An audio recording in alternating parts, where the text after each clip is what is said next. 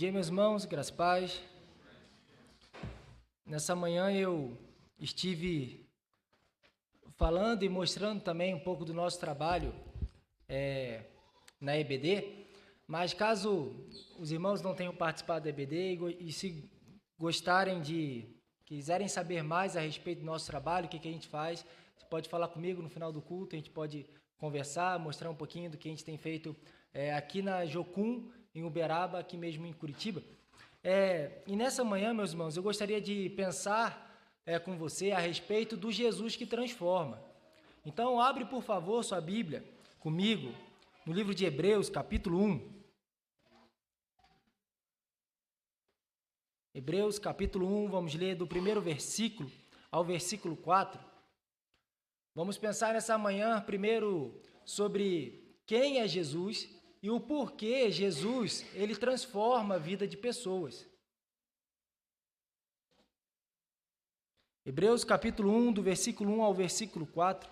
Quando eu estava pensando nisso aqui, e estava lembrando das minhas experiências passadas lá no Rio de Janeiro, eu lembro de alguns amigos e alguns colegas meus que eles estavam bem longe assim de Deus, e eu lembro que alguns deles se converteram, né, foram transformados por Jesus, e particularmente isso foi um motivo de grande alegria para mim.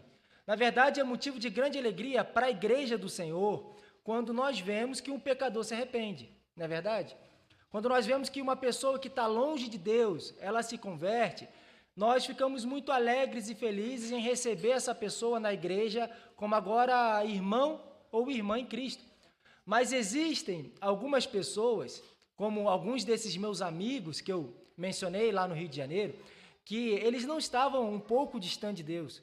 Eles estavam muito distantes de Deus, muito longe do que propunha ou propõe o Evangelho, né, no que diz respeito à sua cosmovisão, no que diz respeito ao seu próprio caráter, às suas crenças, né? E quando esses amigos meus se converteram, eu lembro que eu fiquei feliz, mas eu lembro que eu me assustei também. Na verdade, eu até questionei, será que essa pessoa de verdade se converteu? Será que é possível uma pessoa como essa ser transformada? Será que é possível uma pessoa que eu sei das suas crenças e do seu caráter, será que é possível ela se converter? Então, eu fiquei feliz, mas ao mesmo tempo eu me assustei. Eu não sei se você tem alguma experiência parecida com essa, em ter pessoas próximas de você que estão longe de Deus e que elas se convertem, você fica feliz, mas se assusta.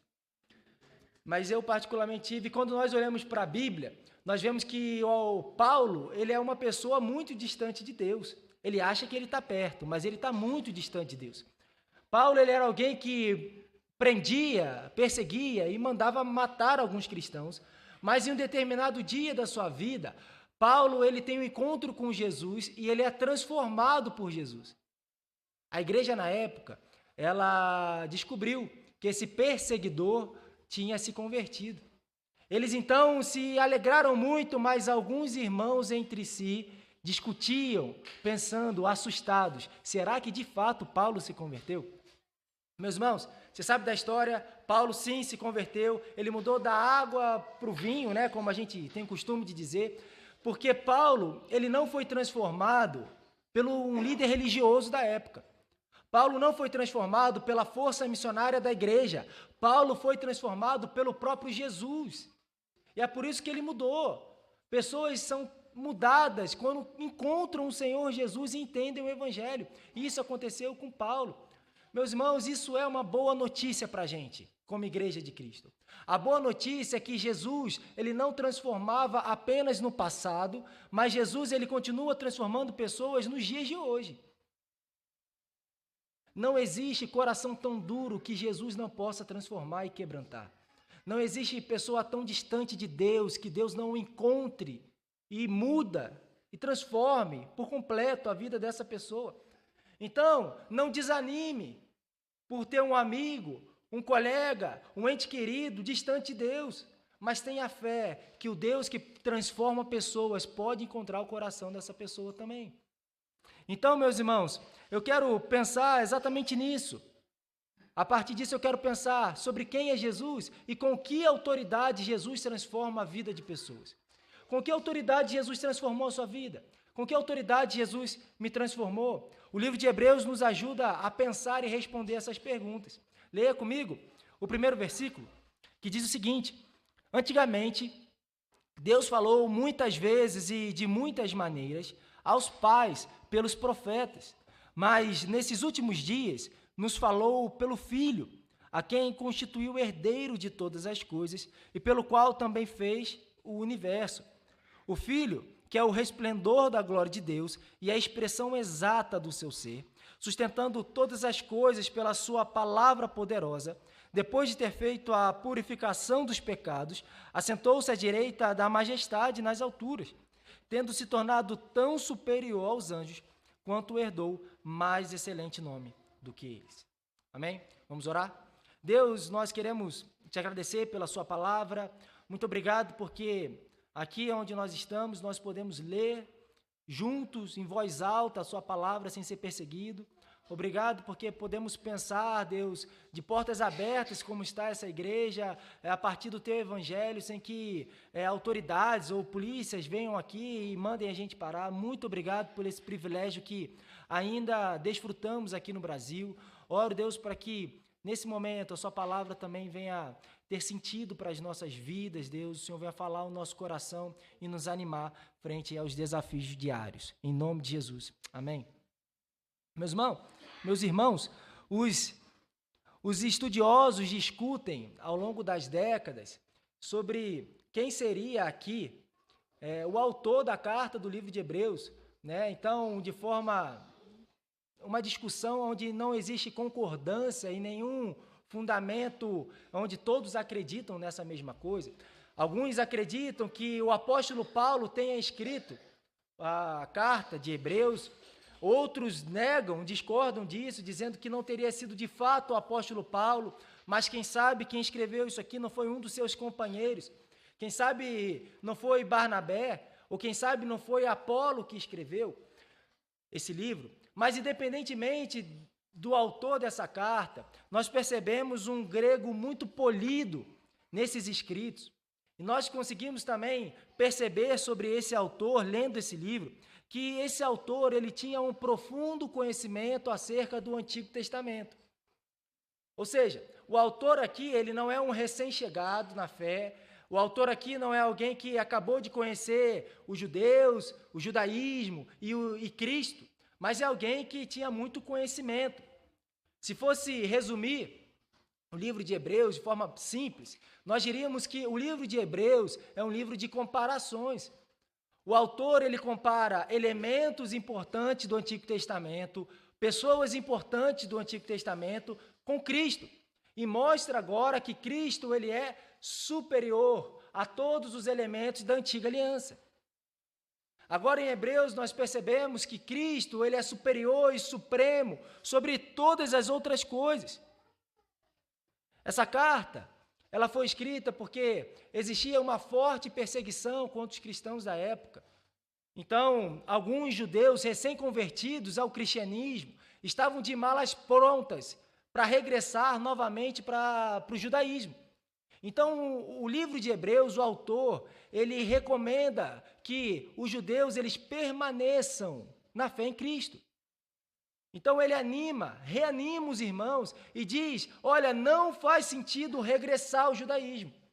Não faz sentido agora que vocês tiveram iluminação sobre quem é Jesus, agora que vocês tiveram entendimento sobre a fé, sobre o evangelho, não faz sentido regressar. Isso aqui é uma boa aplicação para nós já, né? De cara. Nós que temos uma fé em Cristo, conhecemos o evangelho, tivemos os olhos dos nossos corações iluminados pelo Espírito de Deus, não faz sentido mais abandonar essa fé. Não é possível mais abandonar esse Jesus, abandonar esse evangelho. Regressar não é possível. Então, o autor de Hebreus, ele está trazendo isso. Olha, permanece. Por que você vai voltar para o judaísmo se nós temos um Cristo superior? Por que você vai voltar à antigas práticas se Jesus ele é superior a tudo que temos lá na Antiga Aliança? Os estudiosos, eles eles mostram e apelidaram carinhosamente o livro de Hebreus como o quinto evangelho. Porque os 4 evangelhos que nós temos na Bíblia, eles apontam para o ministério terreno de Jesus, enquanto o livro de Hebreus aponta para o ministério celestial de Jesus. O livro de Hebreus nos conta que Jesus ele não está sentado num trono, olhando um relógio eterno, esperando a hora de voltar. Mas Jesus ele tem os seus ofícios, Jesus ele tem o seu ministério, Jesus ele está trabalhando. Se você tem curiosidade em saber sobre o que Jesus está fazendo hoje, leia o livro de Hebreus e perceba o que ele tem feito. Então, os 4 primeiros evangelhos apontam para um ministério terreno. Deixa eu te dar um exemplo. O livro de Mateus, ele foi escrito por um judeu. Mateus, ele era judeu e ele escreveu para judeus. A centralidade do evangelho de Mateus era mostrar que aquele Jesus que todos estavam vendo, curando, expulsando os demônios, aquele Jesus, ele era o rei dos judeus. Então, Mateus, ele cita muito mais o Antigo Testamento do que os outros evangelistas, porque ele está escrevendo para judeus. Ele cita os profetas, cita a Torá e mostra, Jesus é o rei dos judeus. Essa é a centralidade ali desse evangelho. Depois de Mateus começa Marcos, e Marcos já tem uma outra proposta, já é diferente. Mateus é um evangelho grande e até complicado em sua interpretação no que diz respeito à sua estrutura desse evangelho, desse livro. Mas o livro de Marcos é um evangelho mais sucinto, mais resumido. Marcos quer mostrar que aquele Jesus glorioso e poderoso que todos estavam vendo, aquele Jesus ele era servo. Essa é a proposta por trás desse evangelho. Então, Marcos dá grande ênfase quando Jesus ele está lavando os pés dos discípulos, mostrando que o glorioso Jesus está lavando os pés como um servo. Depois começa Lucas, um evangelho também muito diferente, porque Lucas ele é médico. Então, ele cita das doenças, ele fala sobre os doentes com uma profundidade que nenhum outro evangelista consegue fazer. Então, Lucas mostra que os doentes naquela sociedade, eles eram excluídos da sociedade. Não é isso que nós vemos? Ninguém queria ficar perto de um leproso. Ninguém queria ficar perto de uma mulher do fluxo de sangue. Porque eles eram excluídos, eles eram a classe chamada de perdidos, longe de Deus. Então, agora Lucas mostra que Jesus, em seu ministério terreno, ele vem e ele encontra o perdido. Agora, Jesus, quando ele é tocado pelo leproso, ele não precisa oferecer um sacrifício de purificação, mas quando tocado pelo leproso, é ele que purifica o leproso. Jesus, ele vem salvar o perdido, encontrar o perdido e recolocar o perdido novamente na sociedade. É esse o evangelho de Lucas em síntese, é isso que ele está falando. E para finalizar o evangelho, nós temos aqui o evangelho de João. João escreve para provar a divindade de Cristo. Existia uma heresia naquela época chamada gnosticismo, uma heresia que, com tantas vertentes, uma delas negava a divindade de Jesus. Então, agora, João escreve no meio dessa heresia, tentando entrar dentro da igreja. Então, ele diz, Jesus verdadeiramente é Deus, é o Deus encarnado, ele é divino. Mateus começa com uma genealogia terrena. João não.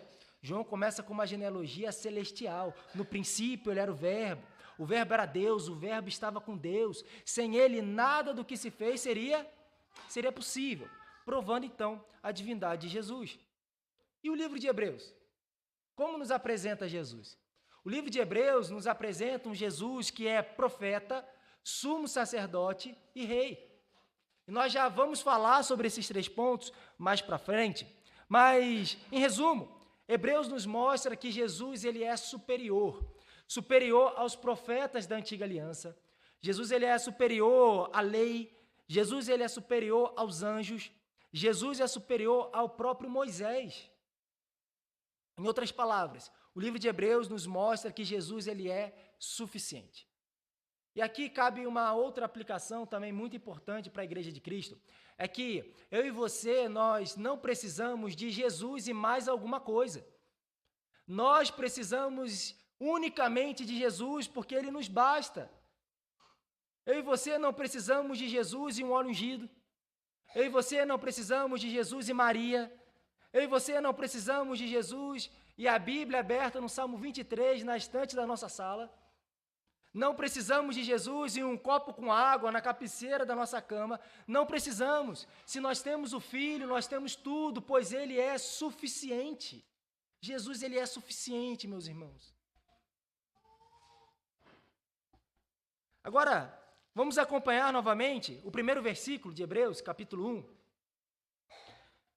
O livro diz assim: antigamente, a minha versão, não sei qual versão os irmãos usam, mas a minha versão, NAA, Nova Almeida Atualizada, ela diz antigamente. A sua talvez possa estar outrora, mas independente de como esteja a sua versão, o autor aqui está querendo dizer antigamente, antes de Cristo, ok? Então, antigamente, antes de Jesus, ou seja, isso aqui engloba toda a antiga aliança, engloba todo o Antigo Testamento. Então, antigamente, Deus falou muitas vezes e de muitas maneiras aos pais pelos profetas. Meus irmãos, quando Deus ele queria falar à nação de Israel, ou a qualquer outra pessoa que seja, Deus ele levantava profetas no Antigo Testamento. Então, esse profeta, ele recebia a mensagem de Deus e ele profetizava e falava e revelava a Deus ali na terra, ali na nação de Israel. Era assim que Deus falava. E o texto diz que Deus falou muitas vezes dessa forma. O que nós vemos é que antes de Cristo, ou seja, na Antiga Aliança e Antigo Testamento, a revelação de Deus é o que nós chamamos de revelação progressiva. Deus, ele não se revela como um todo no Antigo Testamento. Deus, ele não se revela em sua plenitude, em sua totalidade, através dos profetas. Ou seja, quando um profeta ele recebia uma mensagem de Deus, ao profetizar, o profeta apontava para algumas características de Deus. Mas nenhum profeta apontou para Deus como um todo. Nenhum profeta teve a capacidade de apontar ou revelar Deus em sua plenitude, em sua totalidade. Deixa eu te dar um exemplo. Quando Isaías foi levantado por Deus para profetizar, Isaías apontou para algumas características de Deus, não todas, entre elas a santidade. Quando Amós começou a profetizar, Amós apontou para a justiça de Deus. Quando Oséias começou a profetizar, Oséias apontou para a misericórdia de Deus, ou seja, algumas partes do caráter de Deus. Mas graças a Deus o texto ele não para por aí. Olha o versículo 2. O versículo 2 diz, mas, esse mais aqui, meus irmãos, é um contraste. Contraste do quê? Do que ele acabou de falar no primeiro versículo, ou seja, Deus falou muitas vezes aos pais pelos profetas nessa revelação progressiva. Então, ele falou assim, mas, um contraste. Mas, nesses últimos dias, nos falou pelo Filho, a quem constituiu o herdeiro de todas as coisas e pelo qual também fez o universo. Então, meus irmãos, agora em Cristo, nós percebemos que a revelação de Deus chega de fato em sua plenitude. Jesus, ele não aponta para algumas características de Deus, mas Jesus aponta para Deus como um todo. Ou seja, tudo que nós podemos conhecer do Pai, encontramos no Filho. Encontramos respostas em Jesus. Então, o que era progressivo agora é exato, completo e perfeito. Meus irmãos, algo muito importante que nós aprendemos com o livro de Hebreus é que Jesus, ele não é apenas a mais completa revelação de Deus, mas Jesus, ele é a última revelação do Pai. Isso aqui é muito importante da gente entender. Porque hoje já não existem revelações novas sobre Deus. Tudo que podemos conhecer de Deus, temos resposta no Filho. E cabe também uma outra aplicação aqui. Se você tem algum amigo seu que te convida, quem sabe, para ir no congresso ou num culto na igreja dele, falando assim, olha, vem na minha igreja, que lá o pastor, esse grande teólogo que tem lá na minha igreja, ele vai revelar Deus de uma maneira diferente, na qual nunca ninguém viu. Meu conselho para você é que você não vá. É heresia que vai ter lá, meu irmão. Não vai ter revelação nova sobre quem Deus é, porque isso não existe. Nós encontramos em Jesus. Você quer descobrir coisas novas sobre quem Deus é? De forma bem prática, leia a Bíblia. Leia a Bíblia e entenda no Filho quem Deus é. Então o livro de Hebreus nos mostra quem é Jesus. Essa mais completa, perfeita e última revelação do Pai. Mas agora uma outra pergunta surge. Com que autoridade Jesus transforma? Lembra que nós estamos falando sobre isso, esse é o nosso tema, Jesus transforma. Descobrimos quem é Jesus. Agora, com que autoridade Jesus ele transforma a vida de pessoas? Com que autoridade ele transformou sua vida? Primeiro, Jesus transformou e transforma a vida de pessoas, primeiro na autoridade de profeta. Leia comigo o versículo 3. O Filho, que é o resplendor da glória de Deus e a expressão exata do seu ser, sustentando todas as coisas pela sua palavra poderosa. Então Jesus, ele transforma a vida de pessoas na autoridade de profeta, exatamente porque ele é esse resplendor da glória de Deus. Exatamente porque ele é a expressão exata do ser de Deus. Ou seja, Jesus ele é profeta porque é ele que revela a Deus ao mundo. Você sabe que os profetas no Antigo Testamento, eles eram os responsáveis por transmitir a mensagem de Deus para o povo. E algo semelhante no conteúdo de todos os profetas da Antiga Aliança é essa consciência que eles tinham de que viria um profeta maior que revelaria a Deus em sua totalidade. Você vê essa semelhança no discurso dos profetas, essa consciência de que eles não revelam Deus como todo, eles não revelam Deus em sua totalidade, mas virá alguém que vai revelar Deus em sua plenitude. Então, exatamente por conta disso, nos dias de Jesus, existia uma grande expectativa na chegada desse profeta predito anteriormente. Então, alguns dos judeus e das pessoas mais atentas, quando viam Jesus fazendo alguma cura, algum milagre, ou ensinando alguma coisa, eles tinham essa consciência. Esse era o profeta que havia de vir. Esse era o profeta prometido. Então, por exemplo, em João 6, quando Jesus ele multiplica os pães e os peixes, alguns dos que presenciaram esse momento disseram: ele era o profeta que havia de vir ao mundo. No discurso, no diálogo, de Jesus com a mulher samaritana, lá no poço, lembra dessa passagem? Né? No meio da conversa, a mulher samaritana parece que entende e diz: vejo que tu és profeta, vindo da parte de Deus. O próprio discurso, a pregação de Pedro em Atos, mostra isso, Jesus como profeta.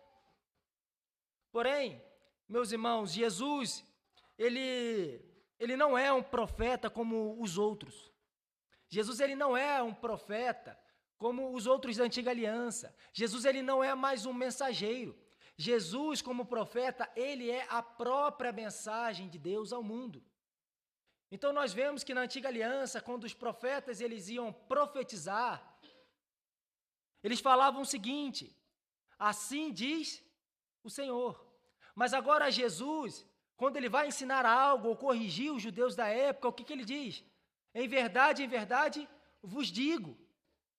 Porque Jesus não é mais um mensageiro, mas Jesus ele é a própria mensagem de Deus. Jesus é a própria mensagem de Deus. Então, vale ressaltar que os profetas no Antigo Testamento não tinham o poder de transformar ou mudar a vida de alguém em si mesmo. Porém, Jesus, como profeta, ele transforma a vida de pessoas. Afinal, é simplesmente irresistível, impossível olhar para Jesus, entender o Pai e não seguir pelo caminho proposto por Ele. É impossível, irresistível, não tem como ir ao contrário. Se você é alguém que olhou para Jesus e entendeu verdadeiramente o Pai, é impossível viver longe do Evangelho. E foi exatamente isso que aconteceu, por exemplo, com Charles Spurgeon. Spurgeon, em um dia muito frio, a bibliografia dele conta que ele entrou em uma igreja metodista e ele ouviu um sermão que ali estava sendo pregado. O texto em questão era Isaías 45, 22, que diz o seguinte: olhai para mim e sereis salvos, vós, todos os confins da terra. O pregador, ele não era muito bom com as palavras, né? Isso está lá na bibliografia. Diz que o pregador ele não era muito eloquente, mas apesar disso, Spurgeon ficou ouvindo esse pregador nesse dia frio. E em certo momento do sermão, o pregador começou a dizer: muitos de vós estão olhando para si mesmos, mas não adianta olhar aí. Você nunca vai encontrar nenhum conforto em si mesmo. Jesus Cristo diz: olhai para mim. E o pregador continuou dizendo: olhe para mim, eu estou suando grandes gotas de sangue. Olhe para mim, estou pendurado na cruz. Olhe para mim, estou morto e sepultado. Olhe para mim, eu ressuscitei. Olhe para mim, eu ascendi aos céus. Olhe para mim, estou assentado à direita do Pai. Ó pobre pecador, olhe para mim. Meus irmãos, a partir desse sermão, Charles Spurgeon entendeu que não existia vida a não ser tendo os olhos fixos em Jesus. E ele então, naquele momento, foi transformado pelo Jesus que apresentou para ele o Pai. Charles Spurgeon nunca mais foi o mesmo. Você conhece a história, sabe, dos feitos desse personagem importante na história cristã. Ele foi transformado porque ele olhou para Jesus e entendeu o Pai. Esse é o primeiro ponto. Jesus transforma na autoridade de profeta. Segundo ponto, Jesus ele transforma na autoridade de sumo sacerdote. Leia de novo o versículo 3 comigo, que diz o seguinte: o Filho, nós acabamos de ler, o Filho que é o resplendor da glória de Deus e a expressão exata do seu ser, sustentando todas as coisas pela sua palavra poderosa como profeta, depois de ter feito a purificação dos pecados. Agora o texto apresenta Jesus não mais como profeta, mas agora também como sumo sacerdote. Você sabe que no Antigo Testamento, os sacerdotes eles eram os responsáveis por apresentar sacrifícios por toda a nação de Israel, mas eles também apresentavam orações e louvores. O profeta era aquele que recebia de Deus e falava aos homens. Agora o sumo sacerdote é aquele que pega dos homens os sacrifícios e apresenta a Deus. Olha que interessante, Jesus ele é tanto profeta como sumo sacerdote. Ele tanto revela ao Pai como ele ofereceu o sacrifício a Deus. Os sacerdotes, eles eram aqueles que intercediam pela nação de Israel. Isso aqui também é um ponto muito importante, uma função muito importante do sumo sacerdote e dos sacerdotes ali.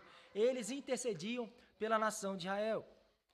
Uma vez por ano, no chamado Dia da Expiação, isso está tudo lá no Antigo Testamento, o sumo sacerdote entrava no lugar santíssimo para oferecer sacrifício especial a Deus.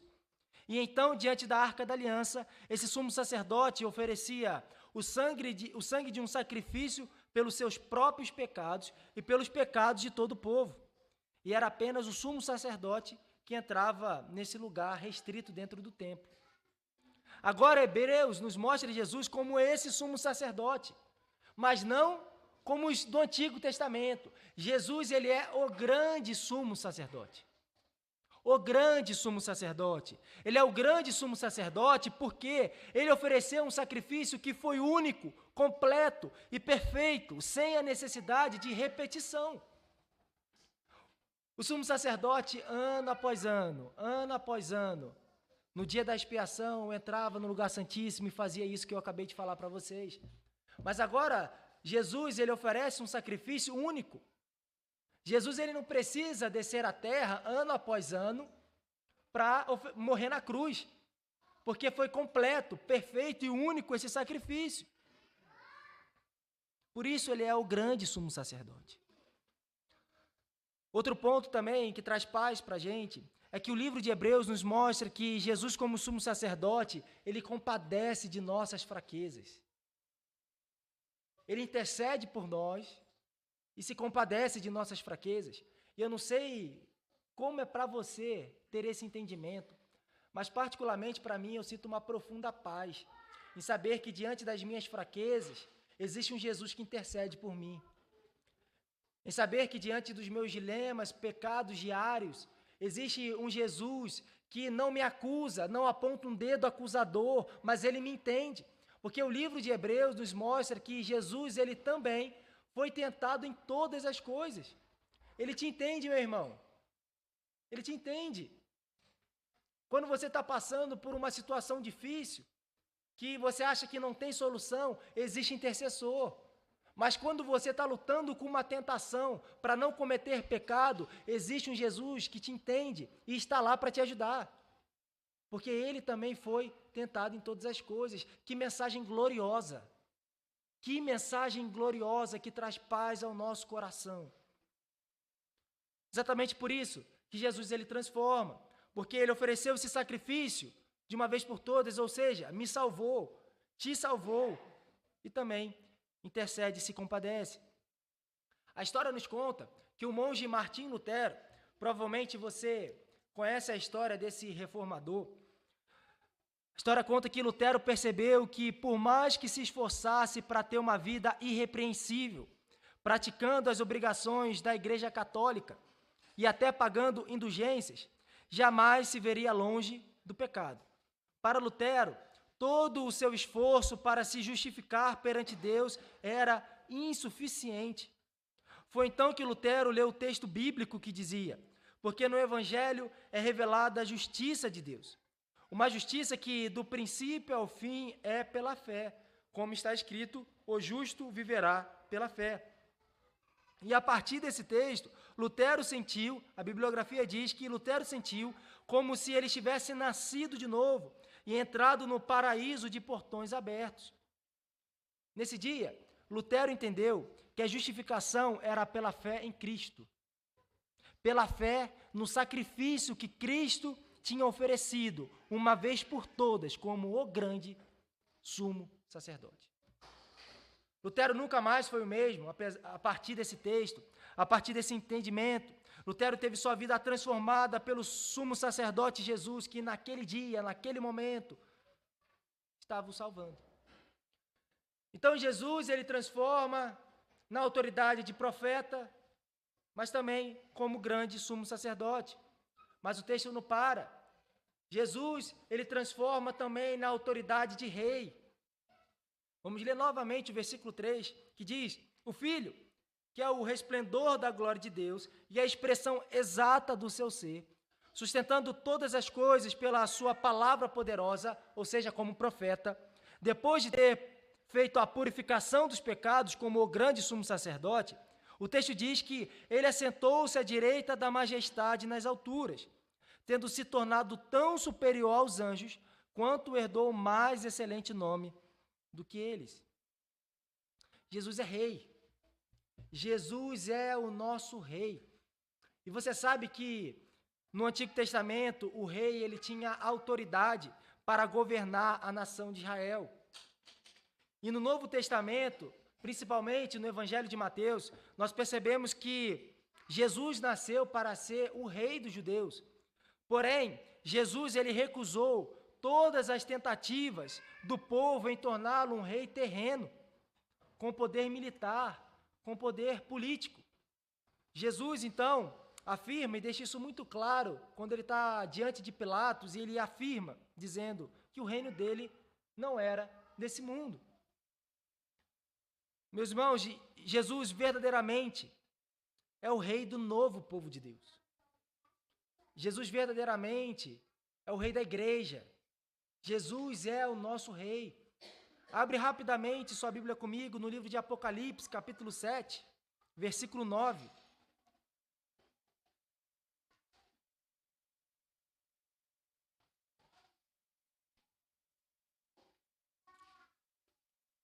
Apocalipse 7, 9.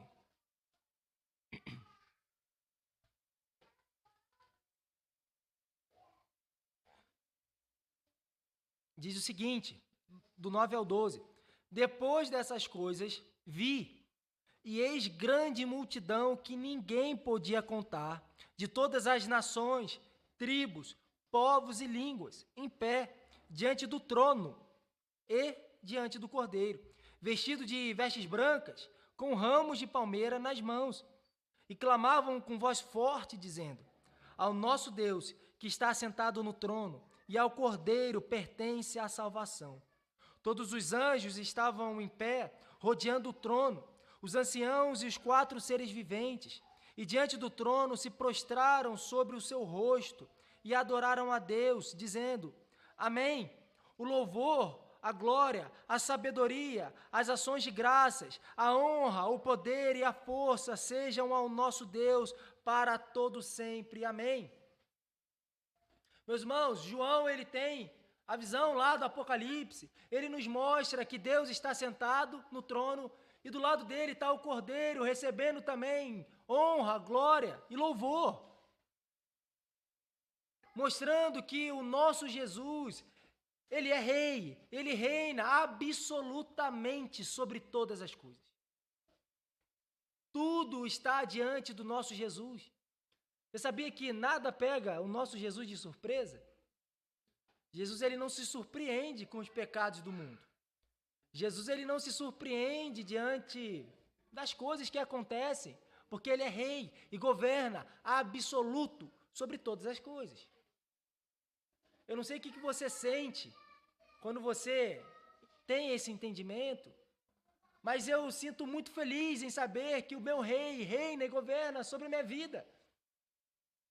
Eu também sinto paz em relação a isso, porque o meu Jesus reina absoluto sobre todas as coisas. Então Jesus transforma na autoridade de rei, porque como rei, ele é aquele que governa. Amém? Então, nós vimos aqui que Jesus, ele é essa completa, perfeita e última revelação de Deus. No início nós vimos isso. E nós vemos que Jesus, ele transforma na autoridade de profeta, de sumo sacerdote, na autoridade de rei.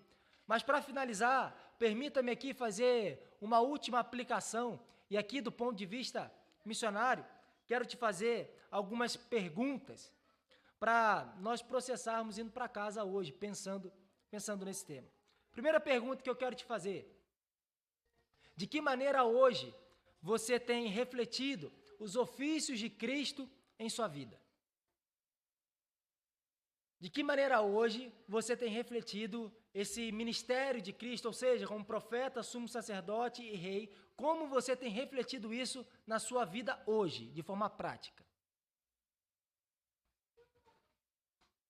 Deixa eu te ajudar a entender essa pergunta com outras perguntas, né? Primeira, você tem cumprido o seu papel de profeta do Evangelho e assim cumprido, refletido, na verdade, esse ofício de Cristo como o grande profeta?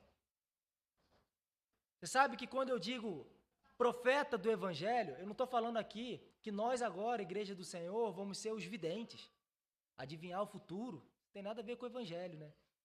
Não estou falando sobre isso. Na verdade, nem os profetas lá no Antigo Testamento tinham esse objetivo, tá? Mas o que eu quero dizer com profeta do Evangelho? Não é que agora a gente vai botar uma roupa de profeta, vamos colocar a Bíblia debaixo do braço, um terno, uma gravata, as mulheres um vestido até o tornozelo e vamos profetizar. Não, não é isso que eu estou querendo dizer. Eu não estou querendo dizer que agora, como profeta do Evangelho, nós iremos falar coisas mirabolantes, místicas ou misteriosas. Longe disso. O que eu estou querendo dizer é que, com o profeta do Evangelho, que eu e você devemos pregar o Evangelho. Ser boca de Deus aqui na terra. Porque era isso que os profetas eram lá no Antigo Testamento. Os profetas na Antiga Aliança, eles revelavam Deus para a sociedade. Então, nós precisamos revelar Deus à sociedade caída. Meus irmãos, a sociedade procura Deus sem saber que estão procurando Deus. Eles procuram Deus nos seus próprios conhecimentos. Eles procuram Deus nas festas, nas farras, nos usos de droga, de bebida alcoólica. Eles procuram, mas não encontram. De toda maneira, eles tentam preencher um vazio dentro de suas almas que só Deus pode preencher. Exatamente por esse motivo que você precisa se levantar como profeta do Evangelho e anunciar esse Deus lá na sociedade. Como você tem aproveitado as oportunidades da sua vida e tem feito Deus conhecido? Isso aqui vale uma profunda reflexão. Isso aqui toca na nossa força missionária contra a igreja, sabia? Uma igreja que não apenas ora e contribui, mas uma igreja que é missionária no dia a dia. Como lá no seu trabalho, na sua vizinhança, você tem sido boca de Deus e assim refletido esse ofício de Cristo como o grande profeta. As pessoas lá no seu trabalho reconhecem você como um cristão? Os seus vizinhos sabem que você é um cristão? Os seus vizinhos, de alguma maneira, já foram abençoados pela sua vida? Quando você vai no supermercado, e eu fico pensando, né, pelo menos normalmente eu sempre vou no mesmo supermercado. Normalmente eu vario ali de um ou outro, mas eu sempre vou nos mesmos lugares, e quando eu chego no mesmo supermercado, eu encontro os mesmos atendentes. Olha que grande oportunidade para falar de Deus para as pessoas que eu vejo quase sempre. Como é que você utiliza a oportunidade quando você está no Uber, está no ônibus, está numa fila? Nós precisamos utilizar essa oportunidade, não terceirizar. A igreja local não pode terceirizar a pregação do evangelho para os missionários enviados, mas precisa ser missional no dia a dia, individualmente, missionário. Segunda pergunta: como você tem cumprido o seu papel de sacerdócio real e assim refletido esse ofício de Cristo como o grande sumo sacerdote? Você sabe que o apóstolo Pedro, ele fala sobre isso. Vós sois raça eleita, sacerdócio real, povo de propriedade exclusiva. Meus irmãos, nós interpretamos aqui que Pedro, ele não fala para os judeus, mas Pedro fala para a igreja, ou seja, isso nos atinge, isso nos toca. Você sabe que ser sacerdócio real é viver de maneira santa e separada para Deus. Mas mais do que isso, você lembra que eu falei que o sacerdote no Antigo Testamento, ele intercedia pelo povo? Ser sacerdócio real é interceder pela nossa nação. Ser sacerdócio real é interceder pelo mundo. Mas, infelizmente, meus irmãos, muitos cristãos desanimaram de interceder pela sociedade caída. Infelizmente, muitos cristãos desanimaram de orar pelo Brasil, de orar pelo governo do Brasil. Porque olham a corrupção e parece que o Brasil não vai para frente nunca. E alguns cristãos pensam, por que eu vou continuar orando por uma nação que não vai para frente?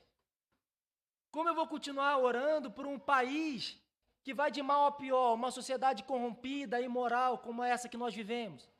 Então, alguns cristãos desanimam por causa disso. Mas nós não devemos desanimar, porque o que transforma a sociedade não é só a boa pregação, mas é o Deus, é o nosso Deus.